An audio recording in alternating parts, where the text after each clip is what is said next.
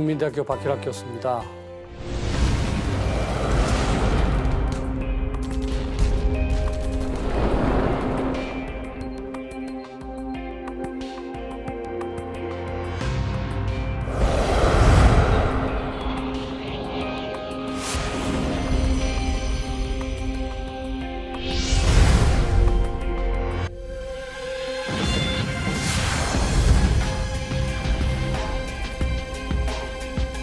최악의 상황까지 대비하는 걸 말합니다. 그래서 안보에는 항상 만전지계를 추구해야 된다는 겁니다.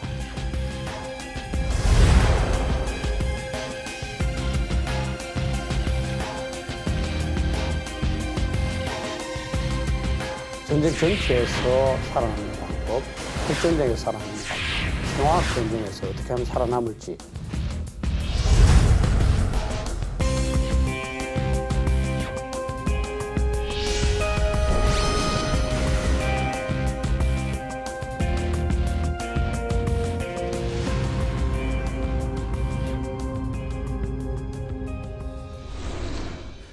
이번 시간에는 가장 관심이 많으실 것 같은데 핵 전쟁에서 우리 스스로를 또 우리나라를 어떻게 지킬 것인지에 대해서 제 나름대로 한번 말씀을 드려볼까 합니다.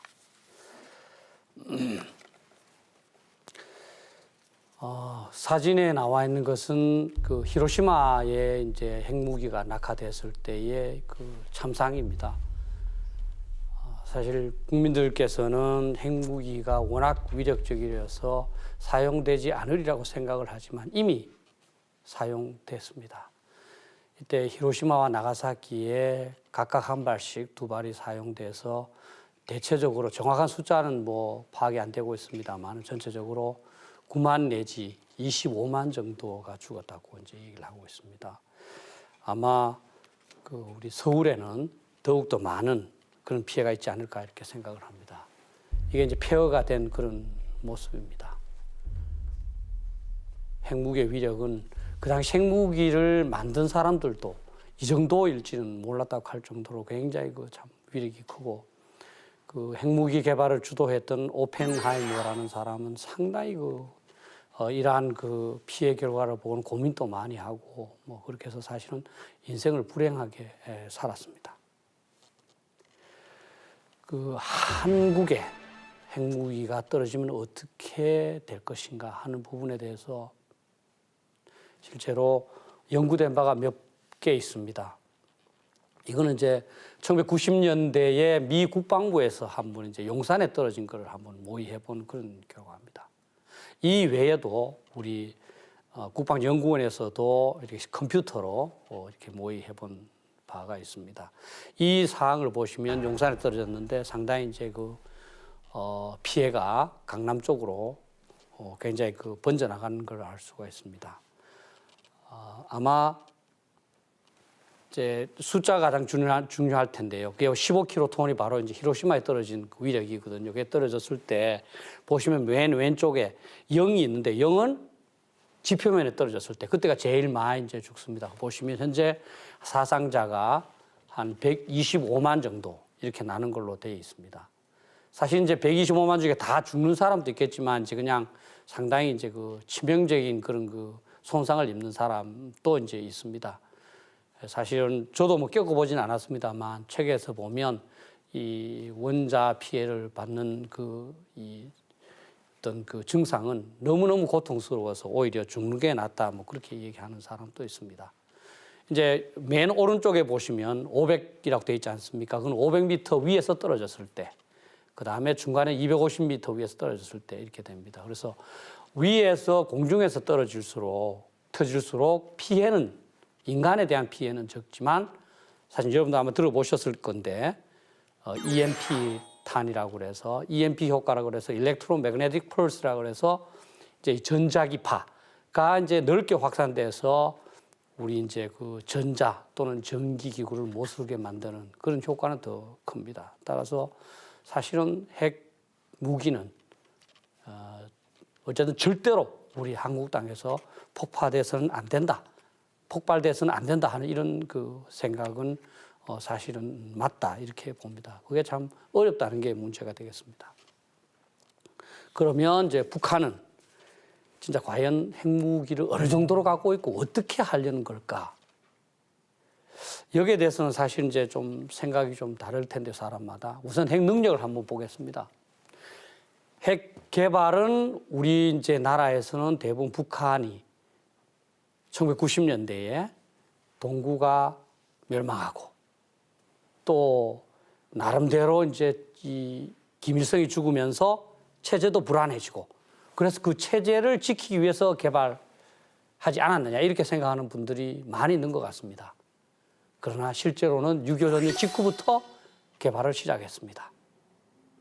그러니까 54년부터 기구도 만들고 그다음에 소련에 학자도 보내고 그렇게 했고 60년대에는 소련으로부터 실험용 원자로도 이제 갖고 80년대에 자기 나름대로 영변에 있는 지금 5메가와트 원자로를 이제 완성을 합니다. 그러니까 6.25 전쟁으로 달성하지 못한 한반도, 전 한반도의 공산화 또는 한반도 적화 통일을 핵무기를 통해서 달성하고자 하는 의도로 개발했다고 볼 수밖에 없는 게 현실입니다. 1993년도에 북한의 핵무기 개발 의도가 만천하에 공개됩니다. 왜냐하면 그때 이 국제원자력기구에서 북한을 보면서 조금 이상하다. 특별사찰을 받아라. 하니까 북한이 나는 그러면 특별사찰 못 받고 그 핵 확산 금지 조약을 탈퇴하겠다. 이렇게 얘기를 했습니다. 그렇게 해서 제1차로 핵위기가 되고 그거를 미국이 나서서 이제 합의를 했습니다. 너 전기가 없어서 이 원자로를 만들었다고 그러니 우리가 원자로를 만들어 줄게. 그 대신 핵무기를 폐기해라. 북한도 약속을 합니다. 그렇게 해서 열심히 이제 이 원자로 짓고 그다음에 그 사이에 이 전기를 생산할 수 있도록 미국이 기름도 다 갖다 주고 이렇게 했지만 비밀리에 계속 원자로를 핵무기를 만들었습니다. 그래서 2002년도에 기억하시겠지만 북한은 우리가 그 플루토늄만 하는 게 아니고 지금 우라늄으로도 핵무기 만들기 위해서 농축시설을 가동하고 있다. 이걸 폭로를 합니다. 그래서 미국이 그러면 우리 약속은 못 지킨다. 그래서 파기가 됩니다. 약속이. 그리고 이제 육자회담 잘 아시지만 해서 2005년도에 공동성명을 통해서 북한이 기존 핵무기는 물론이고 핵 프로그램도 다 폐기하겠다. 그래서 미국은 북한의 안전을 보장한다. 핵무기는 절대로 북한에게 사용하지 않겠다. 이렇게 약속을 하죠. 그런데 그 1년 후에 제1차 핵실험을 실시를 합니다. 그래서 이제 지속적으로 핵실험해서 지금까지 총 잘 아시겠지만 6차의 핵실험을 실시를 했습니다. 첫 번째는 이제 2006년도에 했죠. 두 번째는 2009년도에 했습니다. 꼭 미사일 시험을 한 다음에 핵무기 실험을 했습니다. 그건 바로 미사일에 실어서 핵무기를 공격하겠다는 의도를 나타낸 거죠. 왜냐하면 핵무기를 비행기에 실을 수도 있는데 우리는 지금 비행기 요격 능력은 대한민국이 굉장히 우수합니다. 그래서 비행기로는 성공할 수가 없습니다. 그래서 미사일에 싣고자 미사일을 시험 발사하고 그 다음에 한 달, 두 달 있다가 핵무기를 시험을 합니다. 그리고 실제 2013년도 2월 12일 날 제3차 핵실험에서 성공을 함으로써 핵무기를 만들게 됩니다. 그때 한제 6 내지 7킬로톤의 핵무기였다고 정평가를 했고 북한은 우리 핵무기를 만들었고 심지어 소형화 경량화까지 했다 이렇게 발표를 합니다. 그리고 이제 2016년 이제 1월 6일 날 4차, 그 다음에 9월 9일 날 5차 이렇게 해서 4차에서는 혹시 기억나실지 모르겠지만 좀 이름이 조금 이제 이해하기 어려우실 텐데요. 증폭핵 분열탄 뭐 이렇게 해서 좀 이제 북한은 그 당시에 수소폭탄 그랬습니다.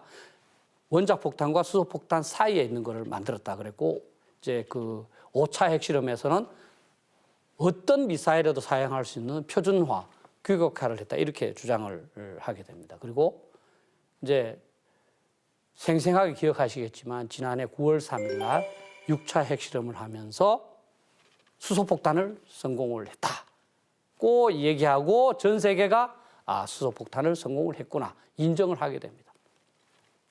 아마 국민들께서는 그 원자폭탄과 수소폭탄 차이가 뭐냐 이렇게 아마 생각하실 겁니다. 사실은 이제 뭐 쉽게 말하면 물리적으로 보면 핵 분열 반응을 이용하는 것이 원자폭탄이고 핵 융합 반응을 이용하는 거, 수소를 이용해서 하는 게 이제 수소폭탄인데요. 중요한 건 위력입니다. 원자폭탄에 비해서 동일한 질량으로 핵무기를 만들었을 때 수소폭탄은 아마 국민들께서 상상하기 어려울 겁니다.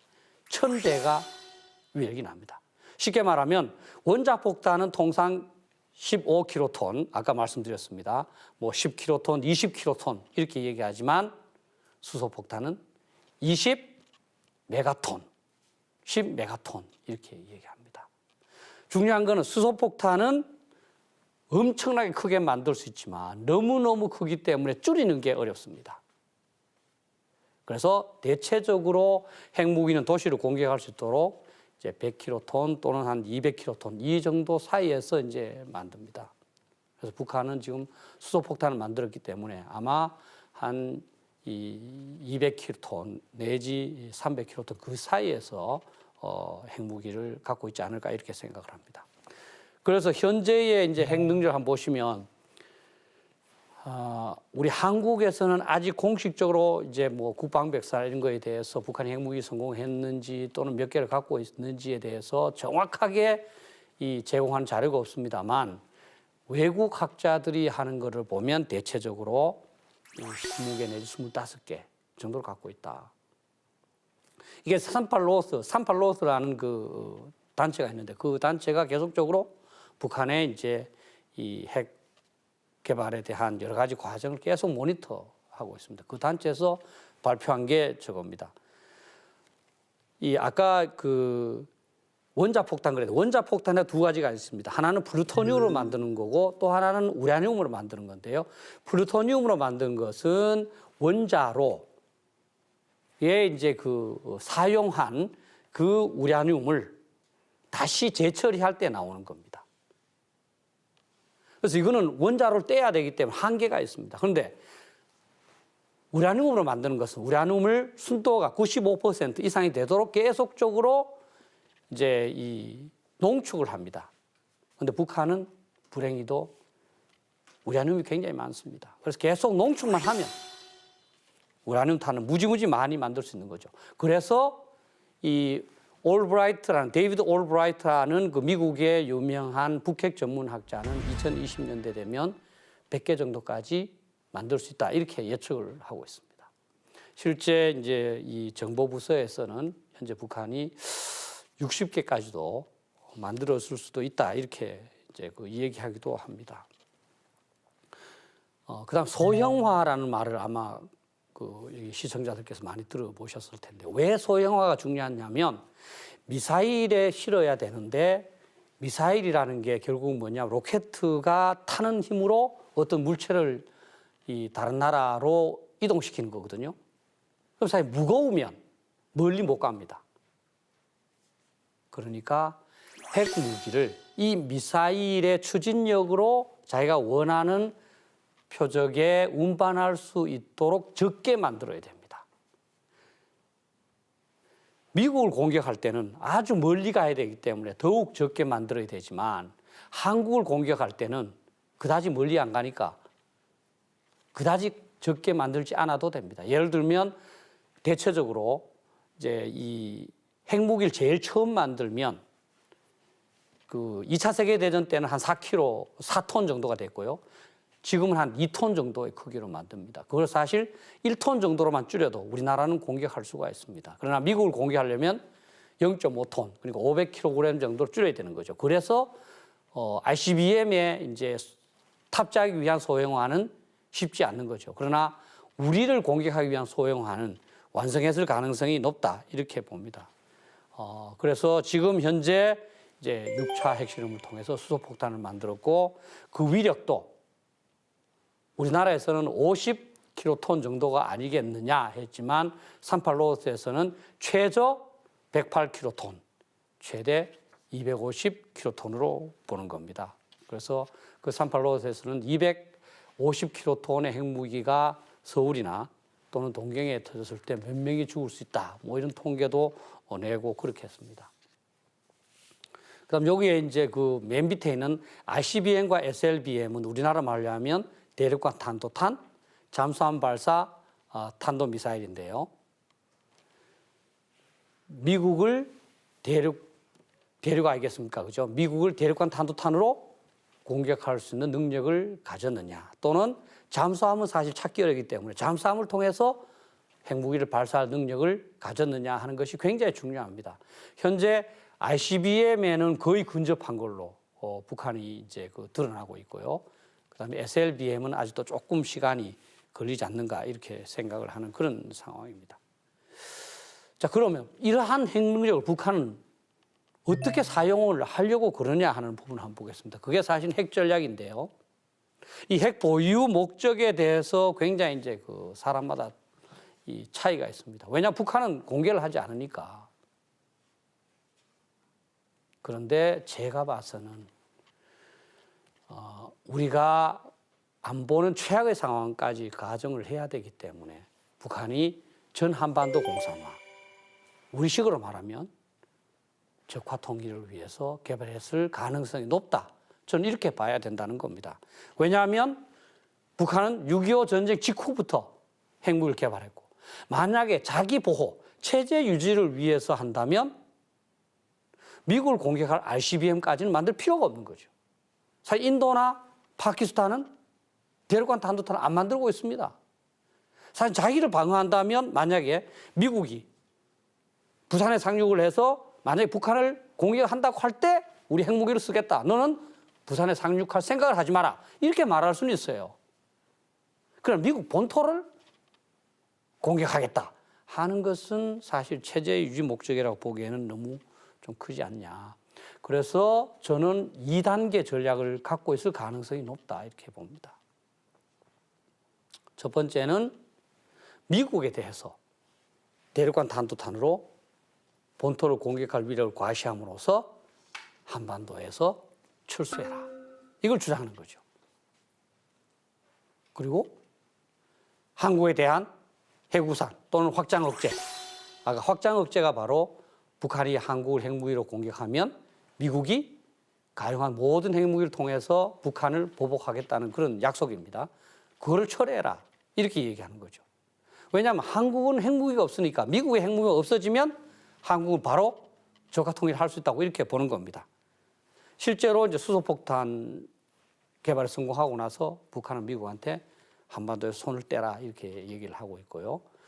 지금 또 비핵화에 합의했다고 얘기하지만 그 비핵화는 우리는 북한이 핵무기를 없애는 게 비핵화다 이렇게 보지만 북한이 지금까지 주장한 거는 한반도를 비핵지대화하는 겁니다. 그러니까 주한미군의 핵무기가 없어져야 되고 특히 미국의 핵우산 그거까지 없어져야 비핵화된다는 거죠. 그래서 지금 이제 보수층에서는 현재 북한이 비핵화를 유훈이라고 자꾸 얘기하는데 그게 과연 우리가 생각하는 비핵화가 맞느냐 이렇게 이제 이 의심을 하고 있는 겁니다. 그래서 미국이 1단계로 한국에 대해서 공약을 철회하든지 아니면 주한미군 철수하게 되면 2단계로서는 이제 우리한테 위협하거나 사용을 하는 거죠.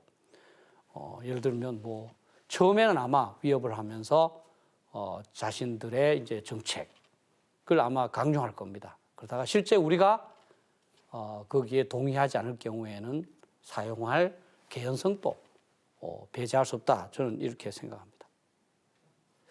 실제 지금 비핵화에 대한 기대가 우리 국민들 사이에서 많이 있습니다만 사실은 북한이 이런 목적으로 만들었다면 사실은 쉽게 비핵화에 합의하기는 어렵지 않는가 하는 게 제 생각이고요. 제일 처음에 이 핵무기가 개발을 해서 아주 원시적일 때는 아마 체제 유지에 아마 이 초점을 맞췄을 수도 있습니다. 그런데 지금 수소폭탄까지 만들고 나면 생각이 달라질 수 있다는 거죠. 지금까지 북한은 이 핵무기를 개발하기 위해서 얼마나 많은 노력을 했습니까? 지금 전 세계로부터 손가락질 받고 지금 이 상상할 수 없는 경제 제재를 당하고 있습니다. 그렇게 어렵게 개발한 핵무기를 체제 유지만으로 사용한다. 저는 합리적인 추측은 아니라고 봅니다. 누누이 말씀드리지만 국가안보는 최악의 상황까지 대비하는 걸 말합니다. 우리가 아침에 예를 들어서 급하게 나오느라고 아파트를 잠궜는지 안 잠궜는지 확신하지 못할 때 친구는 이렇게 얘기할 수 있습니다. 너는 한 번도 내가 아파트를 안 잠그고 나오는 걸 못 봤어. 그러니까 이번에 잠궜을 거야. 돌아갈 필요가 없어. 하지만 본인은 내 아파트잖아요. 없어지면 내 재산이 없어지는 거잖아요. 그러니까 고민을 하겠죠. 야, 직장에 좀 싫은 소리 하든지 아니면 직장을 늦어야 되는데 어떻게 할까? 그러다 결국은 다시 돌아갈 겁니다. 가서 문이 잠겨 있는지 확인하고 회사를 가는 거예요. 왜냐하면 그래야 안심을 하지 않습니까? 그래서 안보에는 항상 만전지계를 추구해야 된다는 겁니다.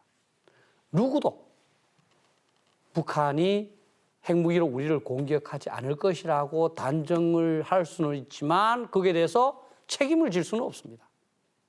그래서 국가안보가 어려운 겁니다. 그러면 우리는 어떻게 해야 될까? 당연히 대응을 해야 됩니다. 우선 대응 방안을 보시면 이제 뭐 여러 가지가 있겠지만 가장 이제 뭐 중요한 건 아까 억제입니다. 억제. 억제라는 거는 너 공격을 하면 너는 혼날 거야. 사실 우리가 그 혼낼 수 있는 힘을 가지면 좋겠죠. 그래서 사실 일부 국민들은 우리 핵무기 개발하자 그런 얘기도 합니다. 그러나 그것은 사실은 쉽지 않고 또 미국하고 우리가 약속을 했기 때문에 또 우리가 핵무기 개발한 미국은 우리 계속 지원 안 해줄 수도 있기 때문에 사실은 많은 그 사항을 고려해서 내려야 되는 어려운 결정입니다. 그 대신 현재 미국이 자기의 핵무기를 동원을 해서 보복해 주겠다고 하기 때문에 미국의 핵무기를 활용해야 되고 그러려면 한미동맹을 강화하는 겁니다. 두 번째는 선제타격입니다. 선제타격은 뭐냐면 적이 공격하려는 징후를 보입니다. 만약에 북한이 우리한테 핵미사일 쏘겠다 위협을 하면서 미사일을 실은 그 텔이라고 그럽니다. 그 트럭을 이동을 시키고 이렇게 했을 때 우리는 그거를 미리 없애야 돼요. 그런데 문제는 그 친구를 우리한테 알려주면서 할 때는 가능하겠지만 비밀리에 할 때는 방법이 없다는 겁니다. 그래서 대두되고 있는 게 예방타격입니다. 예방타격이 뭐냐면 쉽게 말하면 지금 우리가 충분히 준비해서 북한 핵무기를 없애버리는 거죠. 아마 시청자께서는 서부 영화를 좀 보셨을 것 같은데요. 서부 영화에서 상대가 총을 미리 뽑는 거를 보고 내가 더 빨리 뽑아서 공격하는 거 이것을 선제타격이라고 합니다. 그런데 영화니까 상대방이 미리 뽑았지만 내가 더 빠를 수가 있지 실제로는 어렵지 않습니까? 북한이 핵무기로 공격을 하려고 그런 징후가 우리가 알아냈는데 미리 공격을 하면 되지만 북한이 우리한테 충분히 알도록 하겠습니까? 그래서 이건 성공의 가능성이 약합니다. 그 대신에 예방타격은 서부 영화에서 상대방이 미리 총을 뽑는 것을 보고 하는 것이 아니라 상대방이 가만히 있을 때 또는 뒤돌아 있을 때 또는 잘 때 없애버리는 겁니다. 자, 서부 영화를 비유해서 다시 한번 말씀드리겠습니다만 예를 들어서 상대방이 내일 기관총으로 내하고 결투를 하려고 한다. 나는 권총밖에 없는데 그걸 알게 됐다. 여러분들 어떻게 하시겠습니까? 내일 결투장에 나가면 나는 지게 돼 있습니다. 상대방 기관총을 갖고 있기 때문에. 어떻게 보면 오늘 밤에 상대방이 자고 있다면 그때 사실은 처리하는 게 현명할지도 모르겠습니다. 그래서 이스라엘은 1981년도에 이라크가 핵발전소를 만드니까 그게 결국은 핵무기를 만들 것이라고 생각해서 미리 파괴해 버렸습니다. 그거를 바로 예방타격이라고 합니다. 2007년도에는 시리아가 핵발전소를 만드니까 그것도 없앴습니다. 그래서 지금 이스라엘의 후손들은 직접적인 핵위협 하에서 살고 있지는 않습니다. 미국도 2003년도에 어떻게 했습니까? 이라크의 사담 후세인이 핵무기를 만들었을 수도 있다. 확실치는 않지만 그런 정보 판단 하에 이라크를 공격을 해서 그것을 확인을 했습니다. 그걸로 많은 비난을 받았지만 얘네들이 핵무기를 못 만들었구나. 그걸 확인하고 안심을 하는 게 더 낫다고 생각을 한 거죠. 그런데 우리는 1994년도에 어떻게 했습니까? 미국에서는 영변 핵발전소를 파괴해서 없애는 거 생각을 했습니다. 그러나 우리 내부에서 상당히 반대를 했습니다. 한번 생각해 볼 필요가 있다고 봅니다. 그러니까 마지막으로 북한이 핵미사일을 쐈을 때 그 방법은 공중에서 맞춰서 파괴시키는 방법밖에 없습니다. 그거를 탄도미사일 방어라고 그럽니다. 공격해오는 상대방의 미사일을 공중에서 없애는 겁니다. 사실 이게 굉장히 어렵습니다. 워낙 미사일이 빠르기 때문에. 아마 시청자께서는 잘 모르시겠지만 실제 이 미사일을 어떻게 맞췄느냐 하면 날아오는 것을 자동차가 정면 충돌하듯이 정면으로 부딪혀서 파괴를 합니다. 그래서 냉전시대 때는 이 기술이 불가능하다고 생각을 해서 미국이나 소련이 개발하지 않았던 겁니다. 그 현대 기술로 가능했던 거죠. 왜냐하면 항공기는 사람이 타기 때문에 빠르지가 않습니다. 많이 빨라야 마 1에서 조금 초과하는 그 정도입니다. 그러니까 미사일이 마 5 또는 마 6의 속도로 가는 이 요격 미사일에 따라가서 맞출 수가 있고 또 비행기는 조금만 손상돼도 떨어지기 때문에 파편으로 맞출 수가 있습니다. 그러나 미사일은 마 10 정도로 날아가기 때문에 그거를 마 5, 6 정도로 맞출 수가 없습니다. 그래서 오는 것을 정면으로 부딪히는 그 방법밖에 없는 겁니다. 그래서 이 세 가지 방법이 우리가 노력해야 될 부분이고 이것이 실질적인 대응 방안이다. 그래서 다시 한번 그림으로 조금 쉽게 설명하면 이와 똑같습니다. 응징은 상대방한테 네가 나를 쏘면은 너 가족까지 몰살시키겠다. 쏠릴 건 쏴라. 이런 얘기죠. 두 번째 선제는 아까 설명드린 바와 같이 빨리 뽑아서 쏘는 거고 방어는 방탄조끼를 이제 입고 있는 거죠. 자, 그럼 우리의 태세는 어떨까? 세 가지 중에서 보시면 응징 보복 같은 경우에는 우리 힘은 없지만 미국의 이제 그 역량이 있습니다. 예. 그래서 한미 동맹만 강력하게 유지하고 있다면 응징적 억제는 좀 달성될 수가 있습니다. 선제 타격. 우리가 지금 F-15도 2개 대들을 갖고 있고 또 F-35도 지금 살 거기 때문에 타격력 자체는 충분하다고 봅니다. 다만 상대방이 지금 핵무기를 발사하려고 그런다. 어디서 어디로 지금 핵미사일을 이동시키고 있다. 이걸 아는 건 굉장히 어렵습니다. 그건 정보가 문제고요. 또 사실 국민들 결의도 굉장히 중요합니다. 국민들이 선제 타격이 잘못돼도 우리가 그 피해를 감수하겠다. 이런 자세가 돼 있다면 결정할 수가 있지만 사실은 선제 타격이 잘못돼서 우리가 포탄 사격 받으면 어떡해? 이렇게 한다면 할 수 없다는 겁니다. 그래서 마이클 하워드라는 영국의 학자도 결국 핵전쟁에서의 승패는 국민들의 결의에 의해서 좌우된다 이렇게 말하기도 했습니다. 탄도미사일 같은 경우에는 사실은 조금 우리가 문제가 있었습니다. 전부 다 우리가 탄도미사일 방어망을 구축하면 미국의 미사일 방어망 MD에 가입하는 것으로 그 일부가 되는 것으로 오해를 했습니다. 전혀 그렇지 않습니다. 그래서 굉장히 느렸습니다. 그리고 제가 직격 파괴라고 표현했는데 이게 바로 이 미사일은 파편으로 옆을 설건드려서는 소용이 없다는 겁니다. 정면으로 충돌해서 정확하게 파괴를 시켜버려야 됩니다. 그것이 직격 파괴인데요.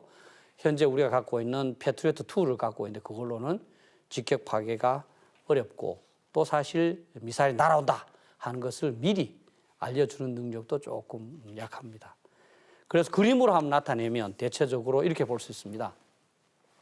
응징을 한다고 그랬는데 대포가 없는 셈이죠. 미국의 확장 억제를 빼면. 또 이제 선제 타격을 한다고 그랬는데 사실은 눈이 안 좋아서 볼 수 없는 거죠. 그런데 이제 방어를 한다고 했는데 실제로 방탄조끼를 안 입고 있는 그런 상황이 됩니다.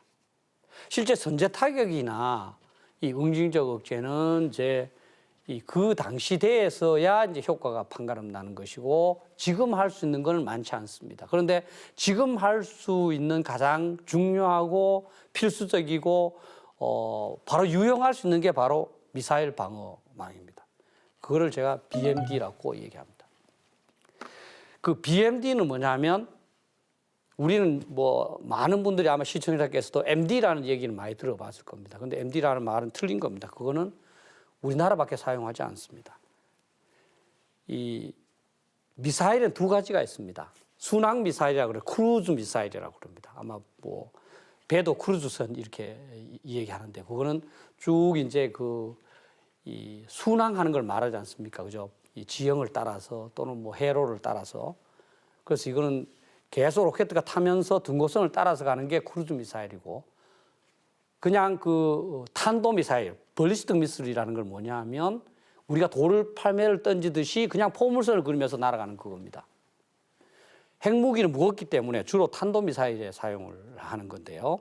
이 탄도 미사일 방어에 대해서 우리가 너무너무 오해를 많이 했습니다. BMD를 자꾸 MD라고 사용을 해서 일반적인 명사에 이 미사일 방어 혼동한 것도 그것도 잘못됐고요. 또 더욱 중요한 게 우리가 꼭 뭐 미국의 미사일 방어 일부가 되는 것처럼 그렇게 오해를 했습니다. 일본 같은 경우 일본의 탄도미사일 방어망이 있습니다. 아주 잘 되어 있습니다. 지금 현재 2번 정도 요격할 수 있습니다. 그걸 3번까지 이제 증대시킨다는 겁니다. 그 일본에 있는 탄도미사일 방어망이 미국 겁니까? 그렇지 않습니다. 미국 사람이 단추를 갖고 있습니까? 그렇지 않습니다. 북한의 핵위협이 있으면 당연히 우리는 그 핵위협이 날아오는 핵심 수단, 그것이 바로 이제 탄도미사일, 벌리스틱 미사일이니까 그 탄도미사일 요격할 수 있는 방어 체계를 가져야 되는 겁니다. 우리가 북한의 비행기에 대해서 요격할 수 있는 아주 그 첨단의 방공망을 갖고 있습니다. 그런데 미사일에 대해서는 방공망을 가지면 안 된다. 이거는 말이 안 되는 거죠. 그다음 가장 중요한 게 저는 아마 국민 여러분들께서 이제 핵무기가 폭발하면 어떻게 하느냐 이런 부분이라고 저는 생각을 합니다. 아마 지금 시청자들께서 이제 자식이나 손자들이 할아버지 또는 엄마 핵무기가 터지면 어떻게 하면 살아? 핵무기가 터지면 우리는 어떻게 해야 돼? 이렇게 물었을 때 과연 뭐라도 답을 해 주실 수 있으십니까? 아마 대부분 이렇게 말씀하실 겁니다. 에이, 그 쓸데없는 걱정하지 마. 안 쏴. 핵전쟁 안 일어나. 자, 그러면 여러분들의 뭐 자식이나 손자가 엄마, 할머니, 만약에 우리 도둑이 들어오면 어떻게 해야 돼? 그래, 도둑이 들어오면 넌 아마 문을 잠궈야 될 거야. 문을 잠그고 어쨌든 있잖아. 전화를 하든지 해서 경찰에 알려야 되지 않을까? 나름대로 어떻게 얘기할 겁니다. 아마 도둑이 안 와. 이런 얘기는 안 할걸요? 왜 핵에 대해서는 핵전쟁이 안 일어난다고 단정을 하십니까? 그러니까 우리는 핵전쟁이 반드시 일어나기 때문에 대비하는 것이 아니라 일어날 가능성이 있기 때문에 대비하는 겁니다. 그거를 이제 뭐 조금 좁혀서 말하면 대피 이렇게 말할 수가 있고 좀 더 넓게 세계적으로 말하는 것은 민방위입니다. Civil Defense. 지금 우리 민방위를 철저히 하죠. 다만 핵에 대해서 안 한다는 게 조금 문제입니다. 그래서 이제 우리가 민방위를 철저히 해야 된다는 거죠. 그래서 지금은 재래식 중심을 하지 않습니까? 그러나 거기에 핵 상황도 포함시켜야 된다는 거죠. 아마 국민들께서는 최근에 민방위에 대한 실질적인 경험을 별로 안 가지셨을 겁니다. 사실 이제 옛날에는 뭐 매달마다 한 번씩 하고 상당히 이제 뭐 실제적인 훈련도 했는데 지금은 8번 하고 그 중에서도 상당한 부분은 이 전쟁이 아니라 재난 이런 거에도 하고 뭐 그렇습니다. 그래서 이 부분은 계속적으로 이제 이 저도를 포함해서 다수가 안전행정부에 촉구도 하고 있는데 아직까지 이제 국민을 불안해하거나 또 이제 북한을 자극한다는 그런 이유로 적극적으로 이제 실시하지 않고 있는 그런 부분입니다. 그리고 또 일부 국민들께서는 핵무기가 터지면 다 죽는다고 생각하는데 그렇지 않습니다. 예, 다 아닙니다. 실제 아까 보였던 15킬로톤 히로시마에 터졌던 정도가 터지면 반경 한 1km 또는 2km 그 내에서는 상당히 위험할 수가 있습니다. 그러나 그거 넘어가면 괜찮습니다. 사실 1km 해봐야 그리 많지 않습니다. 1km 내에는 사실은 이제 대형 건물도 이제 상당히 부서지는 그런 거대한 효과가 일어납니다. 그리고 그게 방사선 이런 게 많이 오겠죠. 그러나 그것만 지나면 사실은 이 대형 건물은 괜찮다. 특히 요즘은 우리가 철근 콘크리트로 강력한 이 구조를 가진 그런 건물을 짓기 때문에 핵 폭발에서도 상당히 생존할 수 있는 가능성이 높습니다. 준비 정도에 따라서 생존율은 달라지겠습니다만 우리가 철저히 대비하면 충분히 살 수 있다 하는 겁니다. 그걸 한번 설명을 드려보겠습니다. 그럼 핵 폭발의 효과는 뭘까? 대체적으로 가장 큰 게 이 폭풍입니다. 폭풍을 수류탄이 터지든지 아니면 이 폭약이 터지든지 했을 때 이 진공 상태가 공기를 흡입함으로써 생기는 그건데요. 그게 한 반 정도 차지하고 그 다음에는 강력한 고열. 고열은 뭐겠습니까? 그 자체로도 피해를 주지만 화재를 굉장히 유발하는 그런 효과가 있습니다. 그리고 나머지는 폭발 원점에 남아있는 방사선 또는 그것이 공중으로 먼지를 타고 가서 확산되는 방사선 이것이 이제 사람한테 피해를 끼칩니다. 그런데 이제 그 반경 1, 2km 내에는 폭풍, 열이 워낙 강하기 때문에 사실 사전에 강력한 대피소를 구축하지 않는 한 사실은 생존하기가 어렵습니다. 그러나 이 방사선에 의한 생존은 노력하면은 90% 정도는 살 수가 있습니다. 그것이 이제 제가 소개해 드리는데요. 7-10 법칙이라고 그럽니다. 7배의 시간만큼 10분의 1로 방사선의 강도가 줄어든다는 아주 급격히 줄어듭니다. 예를 들면 1시간 이후에 있던 방사선의 강도는 7시간 이후에는 10분의 1, 77이 49, 49시간 이후에는 100분의 1이 됩니다. 그리고 777 곱한 한 2주 정도 그 이후에는 1000분의 1이 돼서 충분히 활동할 수 있다는 겁니다. 그래서 사실은 대체적으로 49시간이니까 거의 이틀이지 않습니까? 이틀만 지나면 잠시 활동할 수는 있다. 우리 방사선을 맞는다고 해서 그 자리에서 죽거나 그런 게 아닙니다. 내 몸에 어느 정도 누적되느냐에 따라서 죽기 때문에 잠시 노출되는 건 이틀만 지나면 가능하다. 그리고 가장 안전하게 하려면 2주 정도를 견디면 된다. 그러니까 2주 정도를 밀폐된 속에서 방사선이 들어오지 않은 그 속에서 생활한다면 생존이 가능하다. 이렇게 이제 생각할 수가 있습니다. 그 방법은 크게 세 가지입니다. 첫째는 대피소가 있어야 되지 않겠습니까? 그 다음에 두 번째는 이제 이탈을 해야죠. 만약에 이제 서울에서 핵무기가 떨어졌다. 그럼 다른 안전한 곳이 있다면 이탈하는 게 좋겠죠. 그러나 중요한 거는 이제 이탈하는 도중에 또 핵무기가 떨어질 수가 있고 또 이제 교통이 막혀서 과연 이탈이 가능하겠느냐 하는 그런 점이 있겠습니다. 그럼 세 번째는 이제 어떻게 하겠습니까? 미리 알림을 받거나 안내를 받는 거. 그럼 라디오를 경청을 해야 됩니다. 정부에서 거기에 임박했다 또는 떨어졌다 또는 이렇게 해라 이 내용을 들어야 돼요. 이 세 가지가 이제 가장 중요한 그 행동 요령이 되겠습니다. 우선 경보를 보면은 이제 라디오가 가장 중요합니다. 사실은. 왜냐하면 텔레비전은 이 핵폭풍으로 인해서 전부 다 잘못될 수가 있습니다. 그러나 라디오는 멀리서 들리기 때문에 만약에 서울에 떨어졌다 하더라도 사실은 대전이나 춘천이나 이런 데 라디오가 나올 수 있지 않습니까? 그래서 라디오를 통해서 이제 들어야 되고 또는 이제 뭐 나라에서는 뭐 사이렌 같은 거 이런 걸로도 언제든지 경보할 수 있는 그런 시스템을 갖춰야 될 겁니다. 가장 중요한 건 뭐겠습니까? 혼란을 이제 야기하지 않는 거겠죠. 또 이제 최악의 상황에서는 경보가 없을 수도 있다. 기습적으로 핵 공격을 받으면 정부 자체도 기능이 마비될 수 있기 때문에 그렇습니다. 그럼 대피소인데요. 두 번째로 대피소는 제가 숫자를 일부러 제가 표시를 했습니다. 이 99%의 방사선을 차단할 수 있는 두께를 보시면 강철은 한 13cm고요. 콘크리트는 한 30cm만 되면 됩니다. 흙도 한 60cm 정도.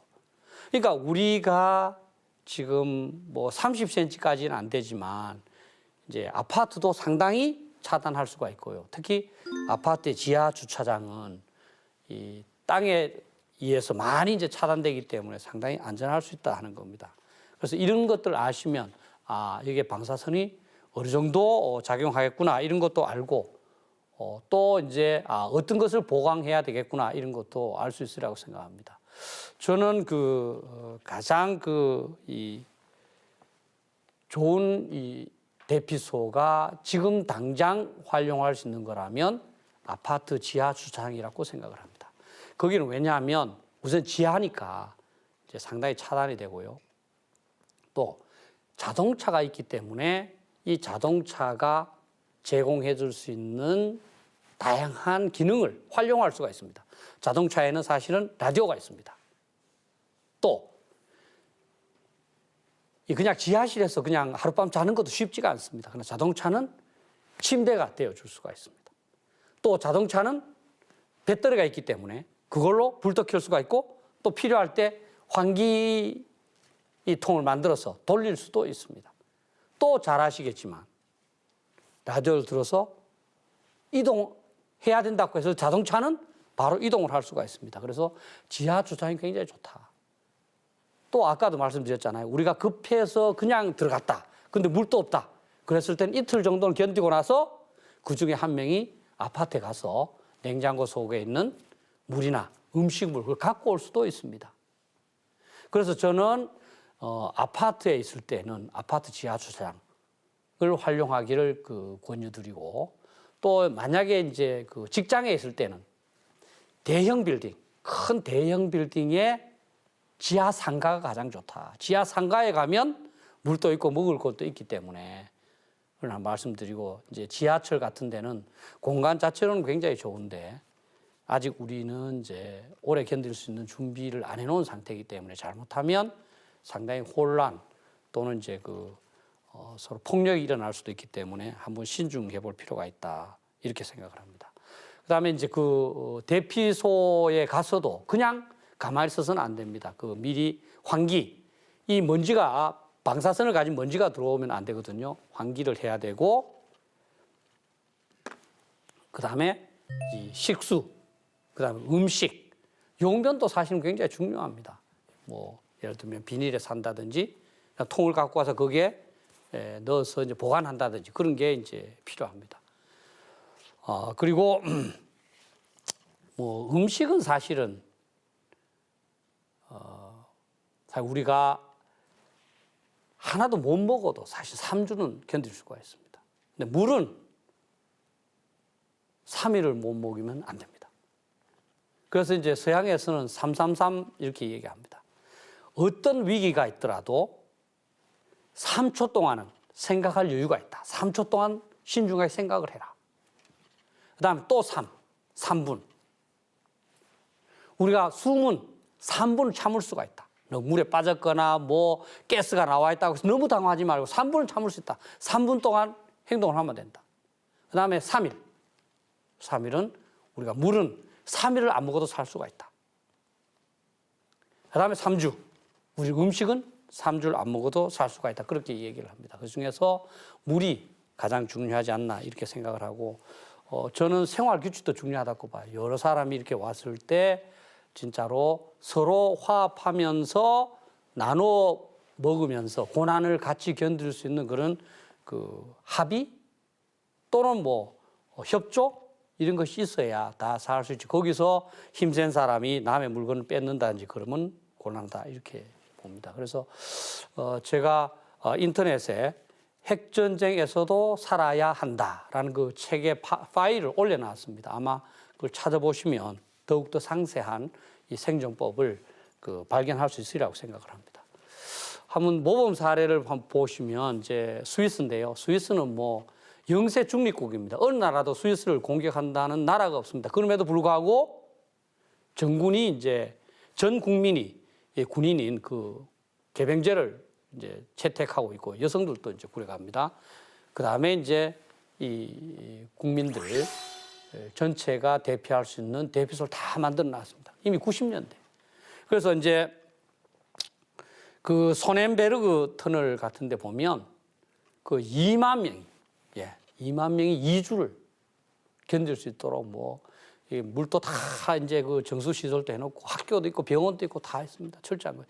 그래서 지금 스위스는 이제 사실 핵전쟁은 안 일어나고 그걸 유지하는데 많은 비용이 드니까 계속적으로 국민투표를 해서 과연 이거를 계속할까 이렇게 묻습니다. 그럼에도 불구하고 스위스 국민들이 계속하자 이렇게 이제 해서 계속 유지하고 있고요. 그래서 조금은 이제 다른 용도로도 지금 사용하기 시작한 것 같습니다. 그리고 이제 일반 국민들도 집마다 대피소가 있고 그거를 요즘 뭐 가게라든지 이런 걸로 조금씩 사용을 하고 있습니다. 그런데 어쨌든 간에 모든 국민들이 대피할 수 있는 대피소를 갖추고 있다. 이렇게 이제 보시면 되겠습니다.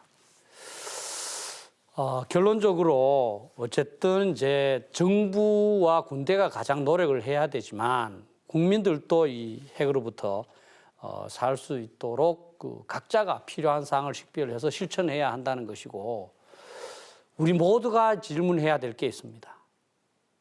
지금 북한이 핵미사일로 우리를 공격하면 우리는 어떻게 해야 되는가? 아까 제가 말씀드렸습니다만 우리의 아들, 딸들, 우리의 손자들이 질문을 했을 때 그냥 걱정하지 마.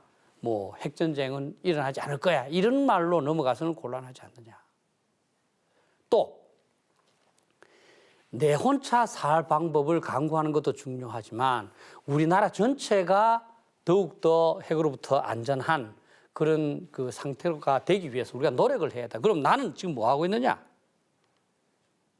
나는 지금 북핵 위협으로부터 우리나라, 우리 뭐 동네, 우리 집을 안전하게 만들기 위해서 어떤 기여를 하고 있는가? 또는 기여를 못한다 하더라도 내가 과연 올바른 생각을 갖고 정부와 군대가 그런 방향으로 가도록 노력하고 있는가? 이거는 한번 저는 우리 모두가 자문을 해봐야 될 상황이 아닌가 이렇게 생각합니다. 사실은 핵전쟁이 안 일어난다. 말하기는 쉽습니다. 그러나 어떻게 책임지겠습니까? 옛날 로마 시대 때부터 내려온 격언이 바로 평화를 원하거든 전쟁을 대비해라 하는 겁니다. 우리 그 안중근 의사가 항상 하시는 말씀이 뭡니까? 천하가 평안하더라도 전쟁을 잊지 말아야 한다. 전쟁을 잊는 민족은 편안할 수가 없다. 이렇게 얘기하지 않습니까? 그래서 우리는 최악의 사태를 항상 대비해야 되고 그것이 우리 후손들한테 물려줄 수 있는 유산이 아닌가. 또는 어떻게 보면 우리가 현재 이렇게 불안한 것이 우리 선배들 또는 우리 선조들이 조금 태만한 것이 아닌가. 그걸 탓하고자 하는 건 아니지만 그로부터 교훈을 받아서 우리는 우리 후손들한테 그런 비난을 받지 않도록 노력을 해야 되는 것이 아닌가 저는 이렇게 생각을 합니다.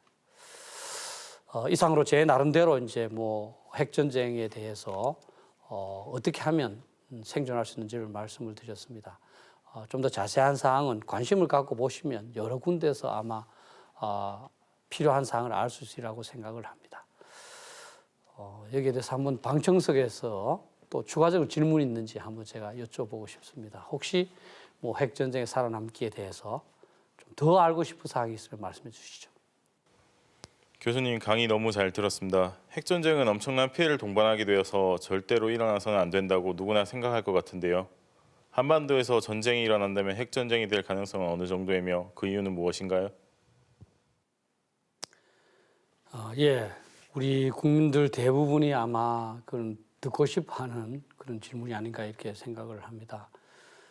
그러나 핵전쟁이 일어날 것이다, 안 일어날 것이야 대해서 누구도 사실은 뭐 분명하게 대답할 수 있는 그런 그 사람은 없습니다.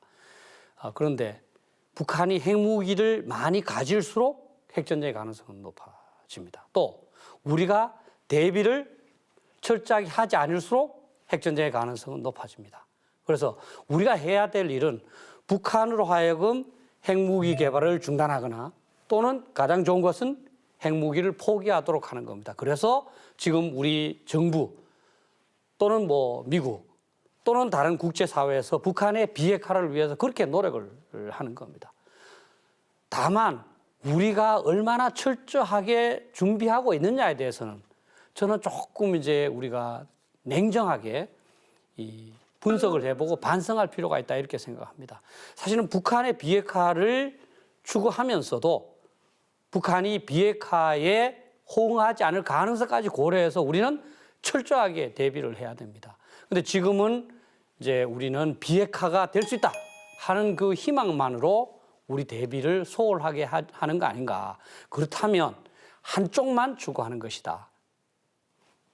핵전쟁이 일어나는 것은 우리 민족의 공멸을 얘기하고 공멸을 말하는 것이고 또 어떻게 보면 지금까지 우리가 애써 쌓아 올린 이 그 민족의 역사 이걸 전부 다 없애버리는 그런 진짜 참담한 결과가 됩니다. 따라서 우리는 조금 경제 발전을 더디게 하더라도 우리 생활에 좀 더 어려움이 있더라도 그 핵전쟁을 막고 또 핵전쟁이 일어나더라도 생존을 보장할 수 있는 그런 조치에 더욱더 저는 노력을 해야 된다 이렇게 봅니다. 네, 교수님 강의 잘 들었습니다. 교수님께서 핵 공격에 대한 대피 방법을 말씀해 주셨는데요. 핵 대피에서 가장 중요한 방법과 그리고 또 휴대해야 한 물품은 무엇인지 다시 한번 정리해 주시면 감사하겠습니다. 예, 좋은 질문입니다. 제가 이 내용 중에서도 말씀을 드렸습니다만 이제 아파트에 있을 때는 아파트 지하 주차장이 가장 이제 대피에서 좋은 그 장소라고 생각을 합니다. 실제로 현재 아파트에 그대로 있는 것도 그리 나쁜 방법은 아니다. 왜냐하면 우리는 아파트를 굉장히 촘촘하게 짓기 때문에 앞에 아파트에 의해서 사실 많이 차단이 됩니다.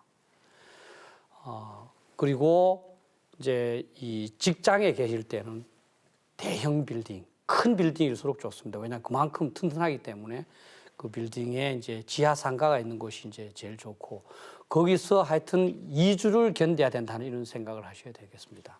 근데 갖고 가는 물품이 제일 중요한데요. 물이 가장 중요합니다. 물.